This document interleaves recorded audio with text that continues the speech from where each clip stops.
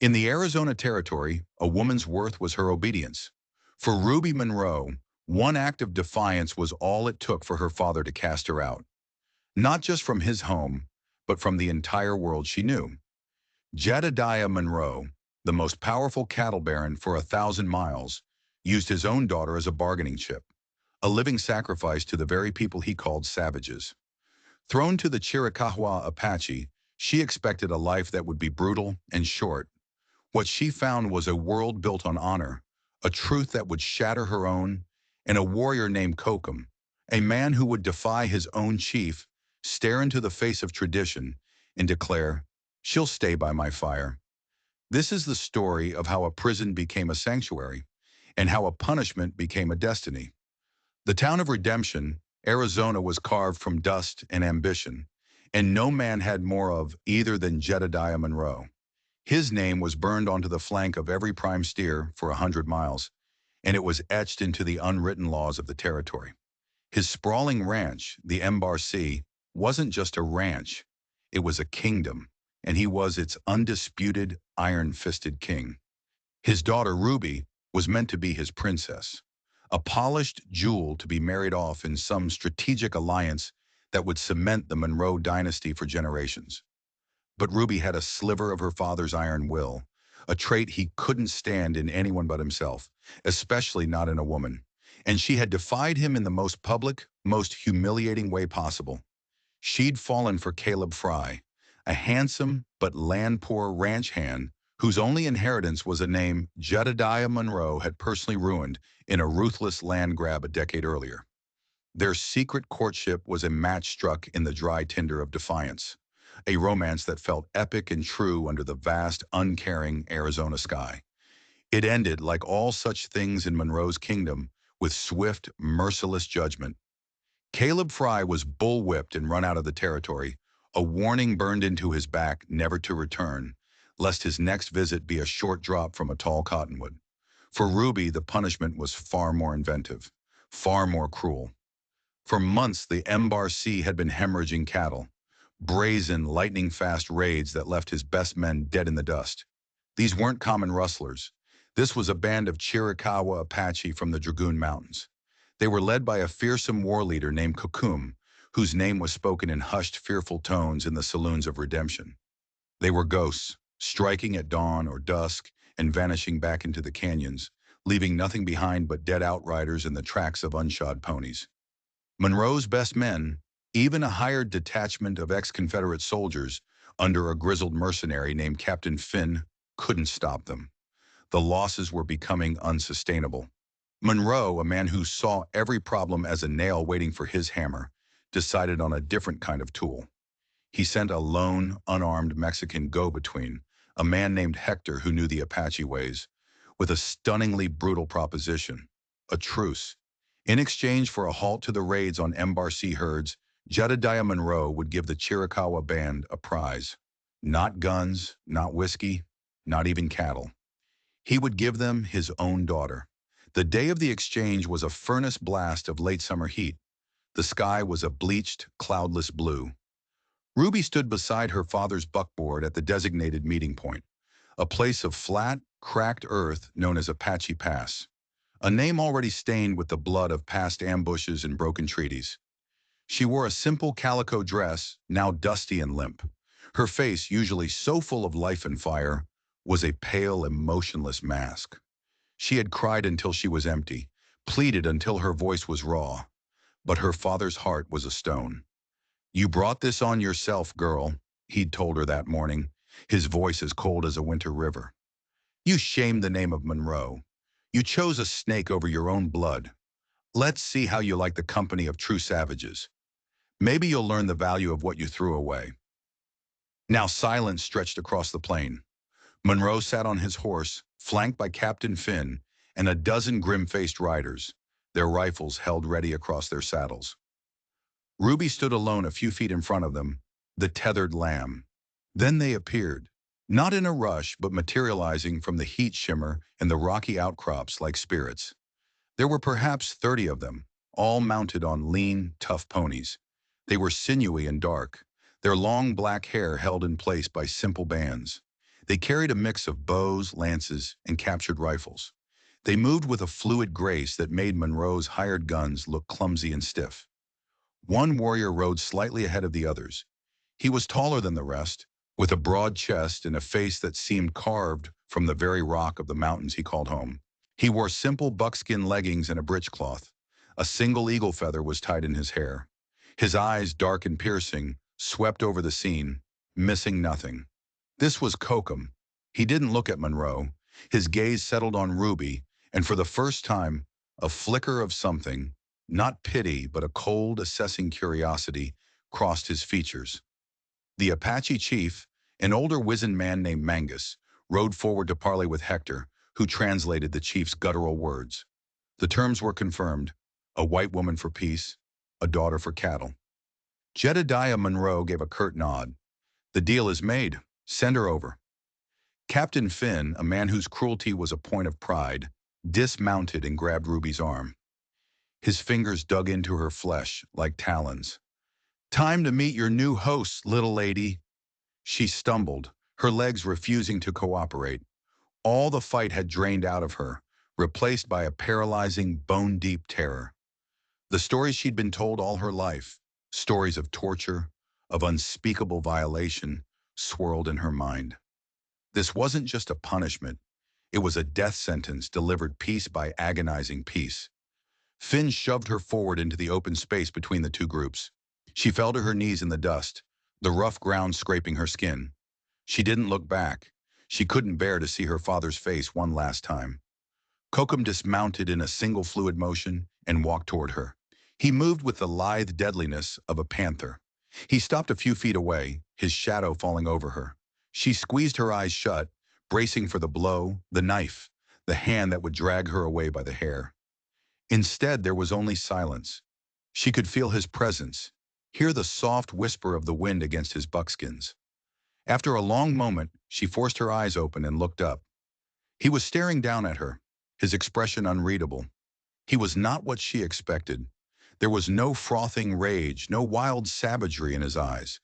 There was an intelligence, a deep and unsettling stillness that was almost more frightening. He extended a hand. It was not a gesture of kindness, but a command. Trembling, she placed her hand in his.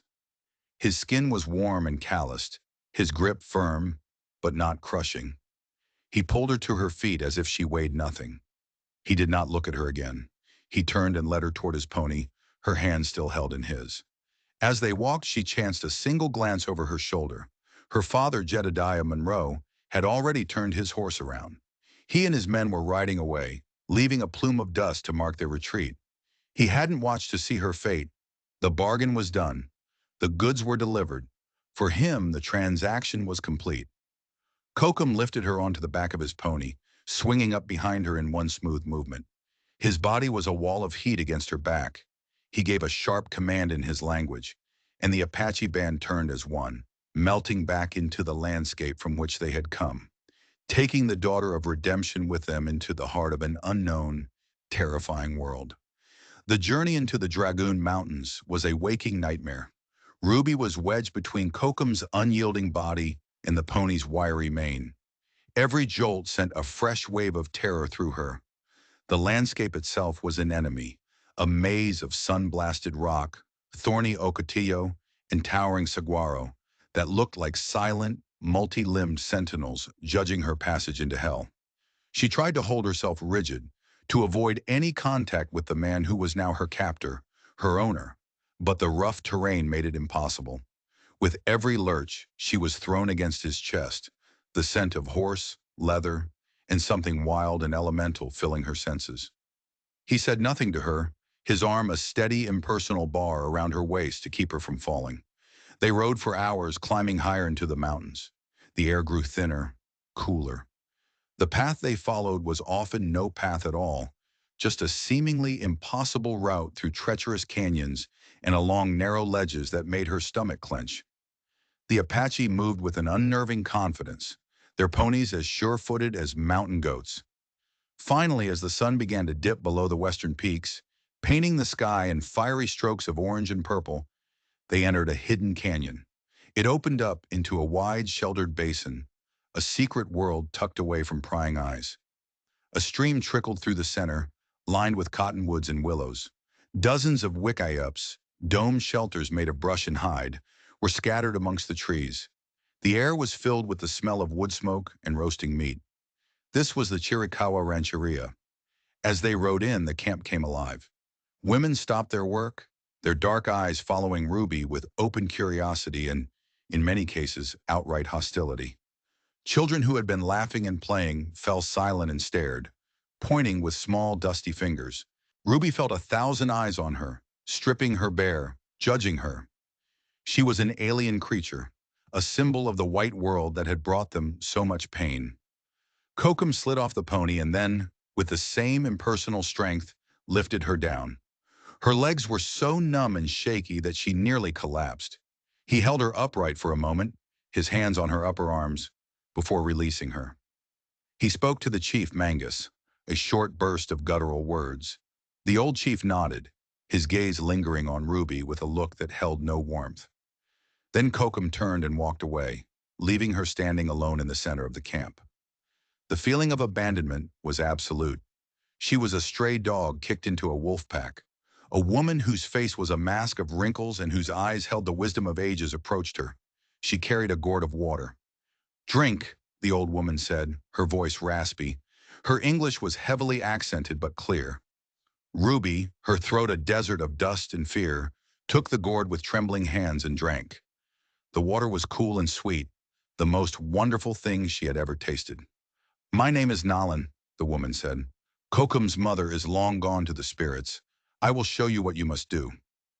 Nalan led Ruby to a small, isolated wickiup near the edge of the camp. It was little more than a frame of bent wood covered in hides, with a sleeping mat of woven reeds and a fire pit just outside. "This is yours," Nalan stated, as if it were a final verdict. The days that followed were a blur of humiliation and hardship. Ruby Monroe, who had never done a day of manual labor in her life, was put to work. Under Nalan's stern tutelage, she learned to scrape hides until her hands were raw and blistered, to grind corn on a stone metate until her back screamed in protest, to gather firewood, and to haul water from the stream. The other women ignored her or shot her looks of pure contempt. They spoke around her in their own tongue, the words sharp and fast, often followed by derisive laughter. They called her Indacheo, the white enemy. She was clumsy, slow, and useless. Every task was a struggle. The intricate beadwork, the skilled tanning of hides, the quick, efficient butchering of game. It was all a foreign language her body refused to learn. She saw Kokum only from a distance. He was a central figure in the camp, a leader of the warriors. He spent his days hunting or leading patrols, his evenings in council with Mangus and the other elders. He never spoke to her, never even seemed to look in her direction. It was as if after delivering her to the camp, his responsibility for her was over. She was now just another mouth to feed, another burden for the women to manage. One evening, exhausted and heartbroken, Ruby sat by her cold, empty fire pit, tears silently tracing paths through the grime on her cheeks. She had tried to start a fire, but her fumbling attempts with the fire drill had only produced smoke and frustration. She huddled in her thin dress against the mountain chill, a profound loneliness washing over her. She was less than a prisoner.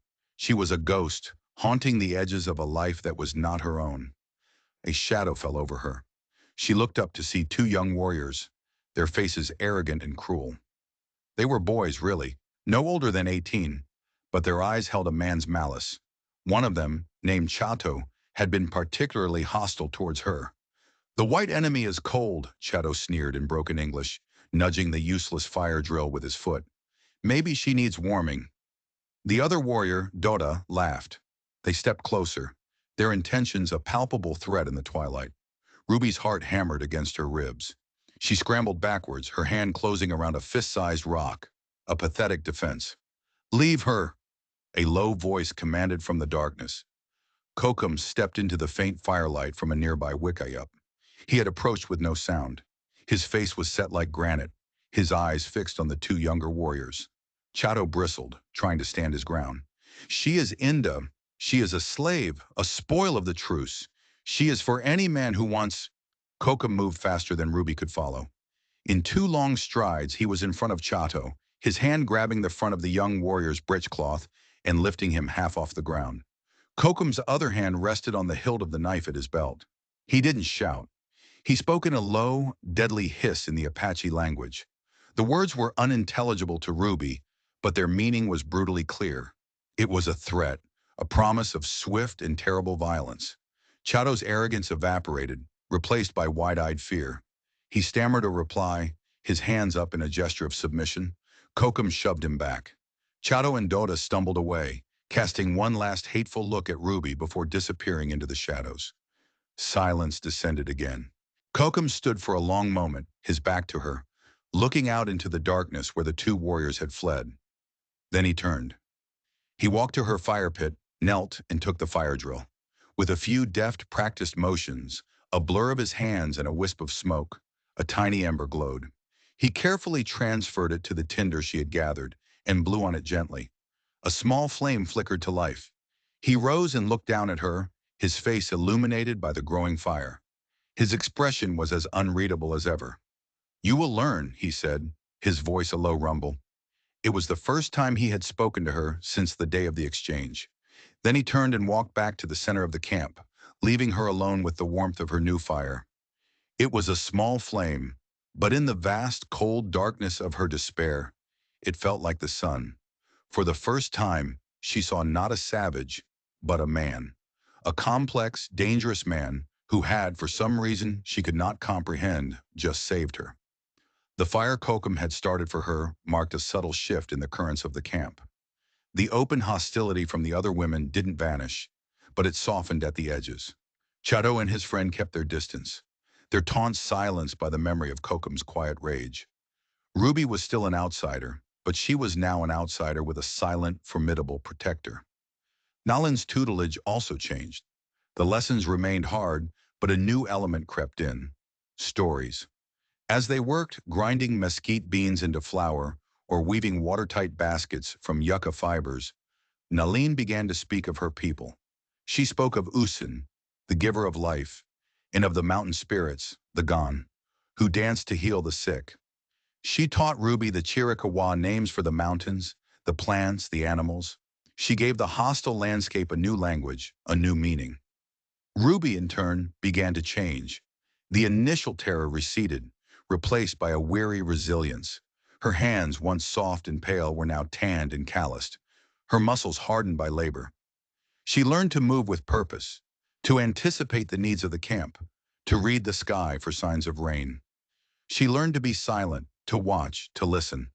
The arrogant, defiant girl who had been cast out of redemption was being stripped away layer by layer, revealing a core of strength she never knew she possessed. Her awareness of Kokum grew sharper. She watched him, trying to understand the man who held her fate in his hands. He was a paradox. She saw him lead the warriors with unyielding authority, his commands sharp and instantly obeyed. She saw him hunt with a patience and skill that was breathtaking. But she also saw him with the children of the camp, his stern face softening as he showed a young boy how to fletch an arrow. She saw the respect in the eyes of the elders when he spoke in council. He was more than a savage warrior. He was a pillar of his community. One afternoon, as Ruby was mending a tear in a deerskin shirt, her stitches still clumsy but functional, Nalin sat beside her. They worked in comfortable silence for a time, the only sounds the scrape of a bone awl through hide and the whisper of the wind in the pines. "You think we are thieves?" Nalin said suddenly, her eyes on her work. It was not a question. Ruby paused, startled. "My father, he said you were stealing his cattle." Nalin gave a short, bitter laugh. "Your father, Jedediah Monroe. His memory is short when it suits him. The cattle he grazes, the land he calls a kingdom, it was ours. All of it. From the mountain they call Chiricahua to the river the Mexicans call Gila. For generations we hunted here. We lived. We died. This land is our mother." She set down her work and looked directly at Ruby, her dark eyes burning with an old fire. "Then the Inda came. First the Mexicans, then your people. They brought their iron roads and their talking wires. They promised peace. We had a treaty, signed at Apache Pass, the very place your father left you in the dust. a treaty sworn on your people's holy book. Nalan's voice grew low and heavy with grief. The treaty promised us the land south of the Gila forever. Forever lasted less than 2 years. They found yellow rock, gold in our hills. The treaty was broken. Soldiers came. They pushed us onto a place of dust and sickness they call San Carlos, a reservation, a prison. They promised us food, blankets. We were given rotten flour and thin cloth that fell apart in the rain. Our children grew sick. Our old ones died of coughing sickness and starvation. She gestured to the mountains around them. Mangus, Kokum. They would not watch our people fade away like ghosts. They brought us back here, to our sacred places. We live as we have always lived, in secret. But your father's cattle, thousands of them, now graze on the land where the deer and the antelope once fed us. They drink the streams dry. So yes, we take his cattle. We take back what was stolen from us to feed the children your people tried to starve. The story settled over Ruby like a physical weight. The world that had seemed so simple and clear in redemption, a world of civilized people versus savages, of law versus lawlessness, cracked and shattered. Her father wasn't a victim defending his property. He was a conqueror, a thief who had cloaked his crimes in the guise of progress and law. The Apache weren't faceless raiders. They were a people fighting for their survival, driven back to their last sanctuary. And she, Ruby Monroe, was the daughter of the man who had caused so much of this suffering. The shame was a hot, bitter taste in her mouth. She had been punished for shaming her father's name, but now she realized his name was already a monument to greed and betrayal. That evening, a storm rolled in from the west. Thunder echoed through the canyons like the drums of war, and lightning split the sky. The temperature plummeted, and a cold, driving rain began to fall. Ruby's wickiup, built with her own inexperienced hands, was no match for the deluge. Water found its way through the poorly thatched brush, dripping onto her sleeping mat and soaking her thin blanket. She huddled in the dark, shivering, the cold seeping into her bones. She felt a familiar despair begin to creep back in. Just when she had started to feel a flicker of belonging, the storm had come to remind her of how fragile her existence was. Suddenly, the hide flap of her wickiup was pulled aside. Kokum stood there, a silhouette against the flashing lightning, rain plastering his long hair to his shoulders. He said nothing. He simply looked at her shivering form, at the miserable puddle growing on the floor. He stepped inside, his presence filling the tiny space. He knelt, gathered her wet blanket and sleeping mat, and tossed them out into the rain. Then he turned to her. "Come, Sharam, he said. It was a command, but his voice lacked its usual hard edge. He led her through the downpour across the camp. The ground was a river of mud. He stopped before his own wickiup, which was larger and more sturdily built than hers. It stood near the center of the camp, a place of honor. Inside, a small, well-tended fire burned brightly, casting a warm, orange glow. The space was dry and filled with the scent of pine smoke and clean leather. Other warriors and their families watched as he led her inside. She could feel their stares, could almost hear their thoughts. Chato was there, standing under the overhang of a neighboring lodge, his face a mask of disbelief and fury. This was more than just shelter from a storm. This was a public declaration. Inside, Kokum gestured to a pile of thick, soft buffalo robes on the opposite side of the fire from his own sleeping furs. "You will sleep here," he said. Ruby stood dripping and uncertain, her eyes darting from the warm fire to the formidable man who had brought her here. She was acutely aware of the intimacy of the space, of the meaning behind his actions. The chief, Mangus, appeared at the entrance, his old face grim. He spoke to Kokum in rapid Apache. Ruby couldn't understand the words, but the chief's tone was sharp, angry. He gestured toward Ruby with his chin, a look of disapproval on his face. She was the white enemy, the daughter of their persecutor. She did not belong here, in the lodge of their finest warrior. Kokum stood his ground. He listened respectfully until the chief was finished. Then he replied, his voice low but unwavering. It was a short sentence, but it carried the weight of an unbreakable vow. He did not look at Mangus when he spoke. He looked at Ruby. Even though she didn't know the language, she understood. There was no mistaking the power. the finality in his tone. When he finished, Mangus stared at him for a long moment, his ancient eyes searching Kokum's face. Then, with a grunt of displeasure, the old chief turned and disappeared back into the storm. A tense silence filled the wiki-up. Ruby finally found her voice, her words barely a whisper. "What did you say to him?" Kokum turned his gaze from the fire to her. The flames danced in his dark eyes, revealing depths she had never seen before. A fierce protectiveness, a stubborn resolve, and something else. Something she didn't dare name. He answered her in English, his voice clear and steady in the quiet lodge. A definitive statement that would forever alter the course of her life. He said, "Mangus reminded me you are a danger to our people, that the daughter of Monroe has no place in this camp." Kokum paused, holding her gaze. "I told him the truce was their bargain, not mine. I told him you were brought here because of your father, but you are not your father." He let the words settle in the warm air. "And I said, Shima shil nadabika shije." He saw the confusion on her face and translated. "She will stay. She'll stay by my fire." The declaration echoed far beyond the walls of Kokum's wiki-up. Living by his fire under his explicit protection changed everything. Ruby was no longer the camp pariah. She was now Kokum's woman. The term was a complex one, not implying ownership in the way her father would have understood it, but a clear, public affiliation. She belonged to his household, and an insult to her was an insult to him. The women now included her in their circles, not out of friendship, but out of respect for Kokum. They taught her more complex skills, how to fashion moccasins that were both soft and durable, how to identify the subtle differences between medicinal herbs, how to cook rabbit stew with wild onions and peppers. Ruby absorbed it all, her hands and mind growing ever more capable. Life with Kokum was a quiet, unfolding revelation. They lived in the same small space, their lives interwoven by proximity, yet a formal distance remained. He was often gone for days at a time, leading hunting parties or scouting patrols. When he was in the rancheria, he was reserved, speaking little. Yet his presence was a constant, grounding force. He would watch her as she worked, a silent observer. Sometimes, returning from a hunt, he would leave a brace of quail or a perfect, unblemished deer hide near her belongings without a word. They were gifts, acknowledgments of her place in his life. Ruby found herself falling into the rhythm of his life. She learned to have warm broth ready when he returned exhausted and trail-worn.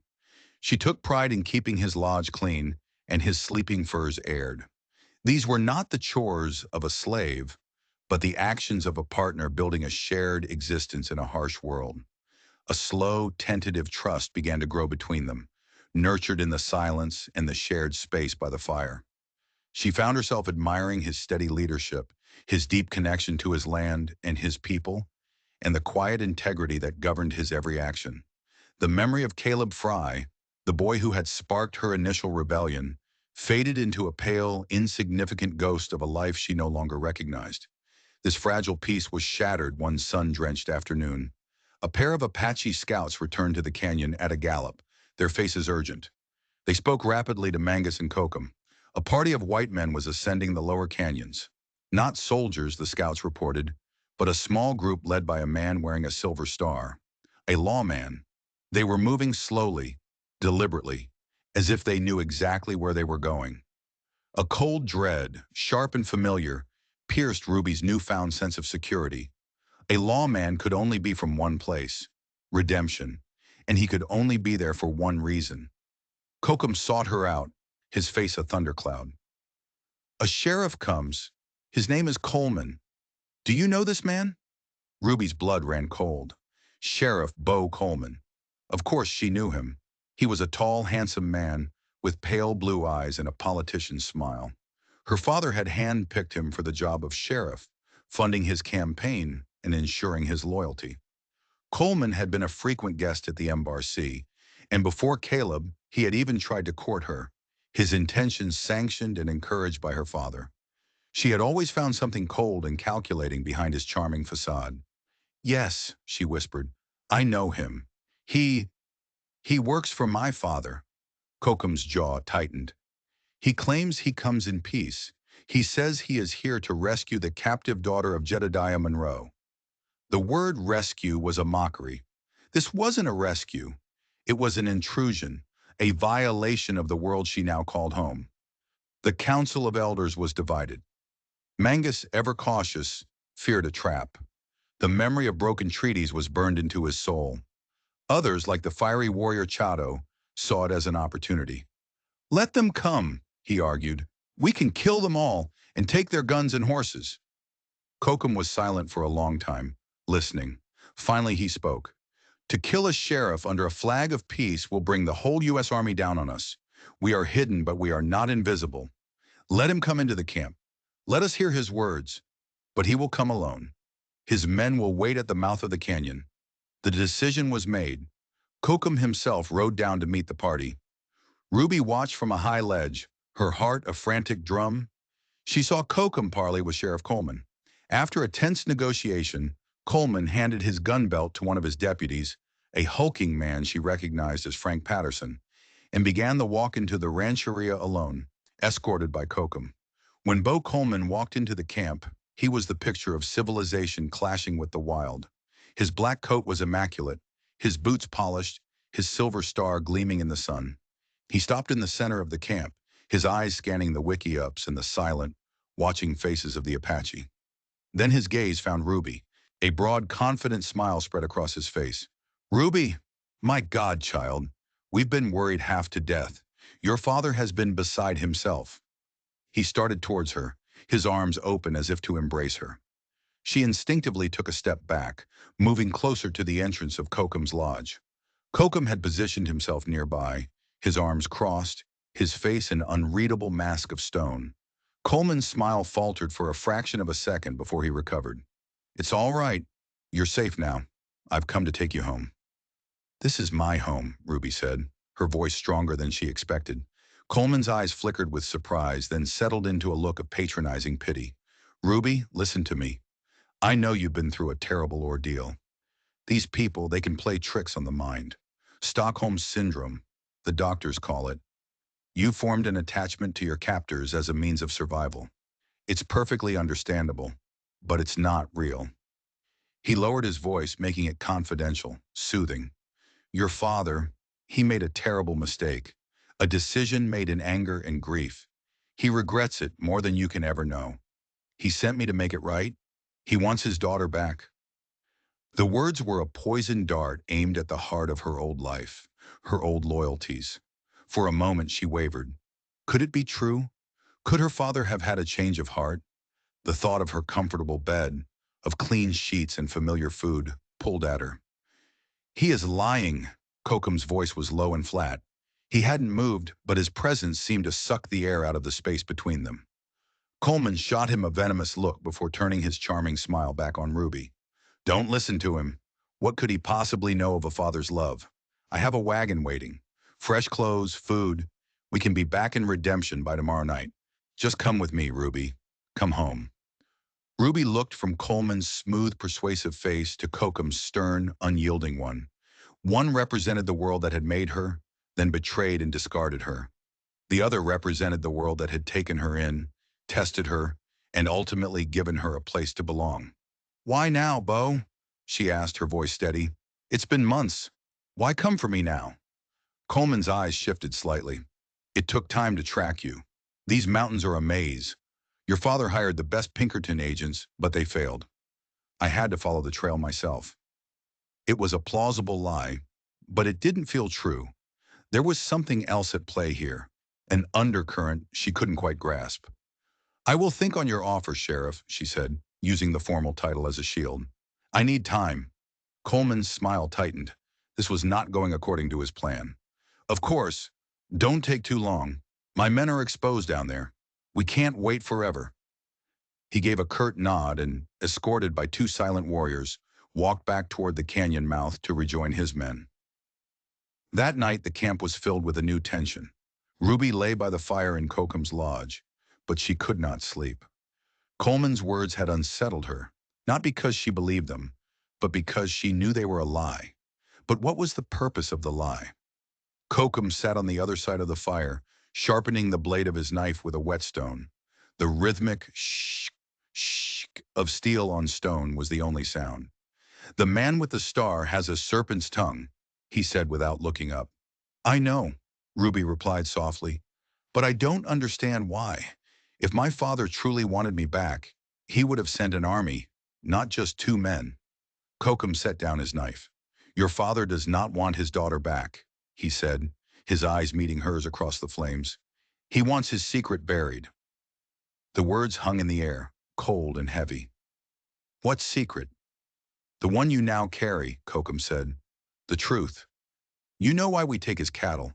You know of his broken promises. If you were to return to redemption and speak of these things, if you were to tell the army marshals or the newspapers the truth of the Apache raids, his kingdom would be threatened. Other ranchers, politicians, they would turn on him. He cannot allow that to happen." A horrifying realization dawned on Ruby. Coleman wasn't here to rescue her. He was here to silence her. "There is more," Kokum continued, his voice grim. "The scout who followed them back to their camp.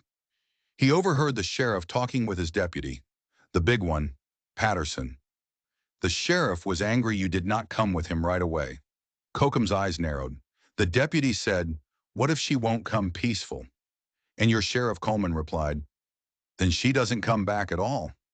Monroe was clear. Better his daughter dies a captive hero than comes home a sympathizer. No witnesses, no story.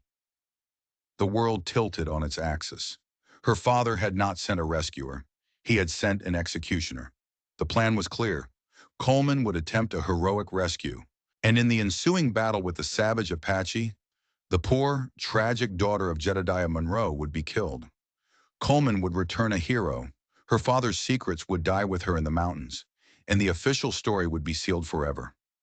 The last fragile thread connecting her to her old life snapped.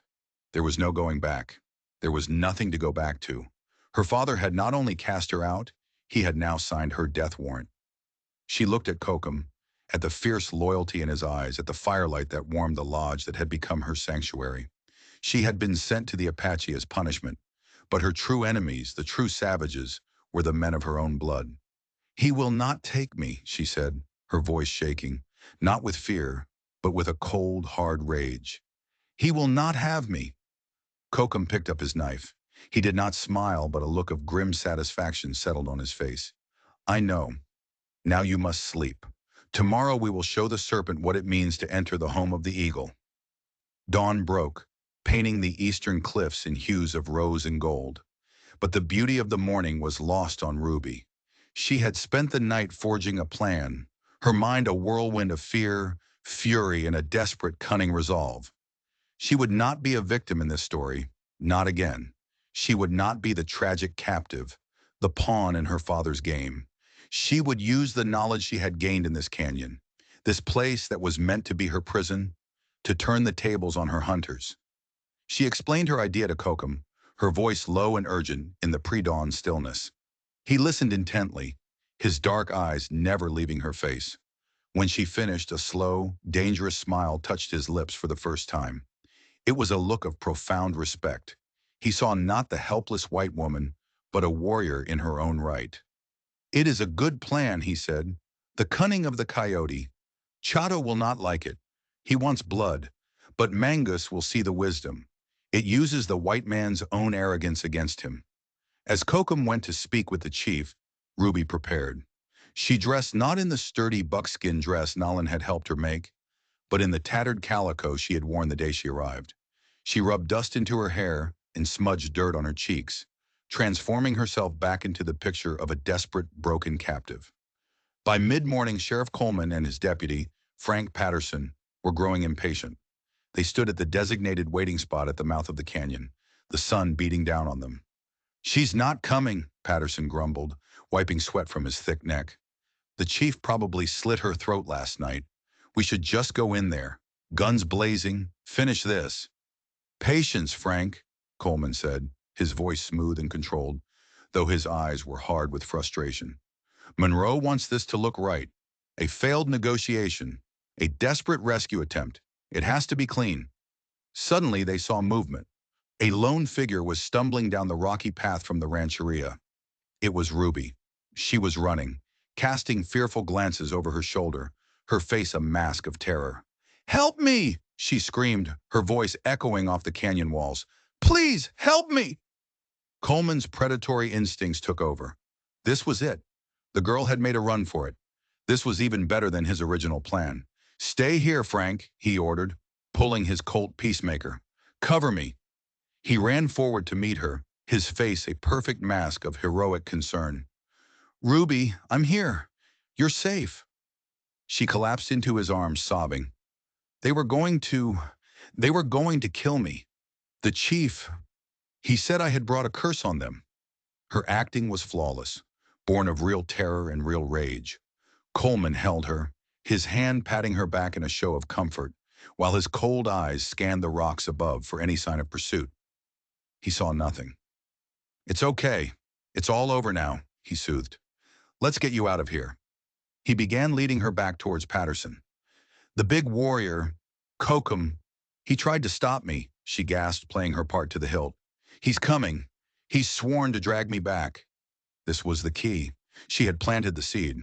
Coleman's mission was not just to silence her, but to eliminate any threat. Kokum, her protector, was the primary threat. "Where is he?" Coleman demanded, his grip on his pistol tightening. "He's following through the narrow path to the east," she said, pointing to a tight, winding gorge that cut through the rock, a known shortcut that was also a perfect ambush spot. "He said he would cut us off before we reached the horses." Coleman's mind worked quickly. This was his chance to tie up every loose end. He could eliminate the Apache war leader and the girl in one fell swoop and claim they were killed by the same savage. "Frank!" he yelled. "Get to the horses! Get the rifles! Meet me at the other end of that pass. The big chief is coming through there. We're going to box him in." Patterson, eager for action, nodded and lumbered off towards where their horses were hidden. Coleman shoved Ruby ahead of him towards the entrance of the narrow pass. "You're with me. You're the bait." The gorge was a claustrophobic channel of sheer rock, barely wide enough for two men to walk abreast. The walls rose 100 feet on either side, blocking out the sun. It was silent, save for the crunch of their boots on the gravel. Ruby's heart hammered, but she kept her terror locked down. She knew that high above on the canyon rim, silent figures were moving into position.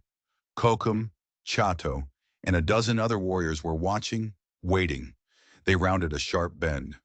The gorge opened slightly into a small circular clearing, and there, standing in the middle of it, was Kokum. He was alone. He held a simple hunting bow, an arrow nocked but not drawn. He wasn't looking at them, but at the rock wall beside him, as if contemplating the ancient stone. Coleman grinned a wolf's smile. This was too easy. "Well, well, look what we have here. The big bad warrior come to collect his property." He raised his pistol, the hammer clicking back with a sound that was unnaturally loud in the enclosed space. "It's over, Chief. Drop the bow." Kokum turned his head slowly. He looked not at Coleman, but at Ruby. His expression was calm, a silent question. "Now." Ruby met his gaze and gave an almost imperceptible nod. "I said drop it," Coleman barked. Instead of dropping the bow, Kokum raised it. But he didn't aim at Coleman. He aimed straight up at the sky and loosed his arrow. It flew, a black streak against the narrow strip of blue, trailing a thin plume of smoke from a piece of treated fiber tied to its shaft. A signal. Coleman hesitated, confused. What was this? Then he heard it, a low growl from behind him. He spun around. Chato and two other warriors had stepped out from a fissure in the rock, blocking the way they had come. They held war clubs and knives, their faces grim. Coleman turned back, his eyes wide with dawning horror. On the path ahead, another group of warriors had appeared, led by the old Chief Mangus himself. They were trapped. High above, on both rims of the canyon, more figures appeared, silhouetted against the sky. They held rifles, captured Army Springfields and Winchester repeaters. Coleman was a rat in a trap. His face, once so handsome and confident, contorted into a mask of sweat and fear. He grabbed Ruby, yanking her in front of him as a shield. The muzzle of his Colt pressed hard against her temple. "Back off!" he shrieked, his voice cracking. "All of you, back off, or she dies right now." The warriors halted, their expressions hard. Kokum lowered his bow, his face impassive. "It is over, Sheriff," Ruby said. her voice surprisingly calm despite the cold steel against her skin. "There is no escape." "Shut up!" he snarled, his spittle hitting her cheek. "You think I won't do it? Your father wants you dead anyway. I'm just finishing the job." "I know," she said, and in that moment she felt a strange sense of pity for him. He was just a tool, a puppet whose strings had been cut. "But you misunderstood my father's instructions, Bo." He said, "No witnesses." Coleman's eyes darted around at the silent, watching Apache. He looked at Kokum, standing resolute and fearless. He looked at the rifles aimed down at him. He finally understood. There would be no heroic story. There would be no return to redemption. The canyon itself would be his grave. "And you," she continued, her voice dropping to a near whisper, "are a witness." Before he could process her words, she acted. Using a move Nalan had taught her for fending off wolves, she dropped her weight, twisted her hips, and drove her elbow backward into his unprotected ribs with all her strength. Crack! Coleman roared in pain and surprise, his grip loosening for a split second. It was all she needed. She threw herself sideways, rolling away on the gravelly ground. For a moment, Coleman stood exposed in the center of the clearing. He raised his pistol, his face a snarl of pure hate, ready to fire at Ruby, at Kokum, at anyone. He never got the chance. A single shot rang out, the crack echoing like a thunderclap in the narrow gorge. It came not from the warriors around them, but from the rim above. Coleman jerked, a look of stunned surprise on his face. A small, dark hole appeared in the center of his silver star. He staggered backward, his gun falling from his limp fingers. He looked down at his chest, then up at the sky, and collapsed in a heap. Silence descended. Ruby looked up at the canyon rim. Kokum was there, a smoking rifle in his hand, not his bow. He had used the white man's weapon to deliver the canyon's judgment. Frank Patterson, hearing the shot, would not be coming to investigate. He would get on his horse and ride as fast as he could back to redemption with a wild tale of ambush and massacre. He would be the only witness, and no one would ever believe his version of the truth over the official report of the heroic Sheriff Coleman, tragically killed while trying to save the daughter of Jedediah Monroe from the savages who had captured her. Kokum and the other warriors descended from the rocks. He walked over to where Ruby was getting to her feet, brushing dust from her dress. He stopped before her, his eyes searching her face for any sign of fear or regret. He found none. He saw only the fierce, determined woman she had become. He reached out and gently brushed a smudge of dirt from her cheek. His touch was no longer impersonal or commanding. It was tender. "It is done," he said. "Yes," she replied, her voice clear and strong. "It's done." She looked around the canyon at the silent warriors, at the watchful eyes of Mangus and Nalan who had come to witness the outcome. These were her people now. This was her home. She had been sent here as a punishment. But standing there under Kokum's steady gaze, she knew she had never been more free. Ruby never returned to the world of her father. She cast off the name Monroe like a worn-out dress and fully embraced the life of the Chiricahua. The woman once destined to be a cattle baron's princess became a respected member of the Apache band. A woman of wisdom and strength whose story became a legend whispered around campfires. She and Kokum built a life together, a partnership forged not of passion and romance in the white man's sense, but of deep, unshakable respect, shared survival, and a quiet, profound understanding that transcended words. Her story isn't just a tale of the Old West. It's a testament to the incredible resilience of the human spirit. A reminder that home is not a place you are from, but the place where you are truly seen. It teaches us that sometimes the greatest punishments lead to the most unexpected redemptions, and that true freedom is found not in escaping our prisons, but in choosing our own fire to stay by. Thank you so much for listening to this story. If Ruby's journey from pawn to queen resonated with you, please hit that like button, share this video with someone who loves the powerful historical drama, and subscribe to our channel for more tales from the untamed heart of history. Let us know in the comments what part of her transformation you found most compelling. We'll see you in the next one.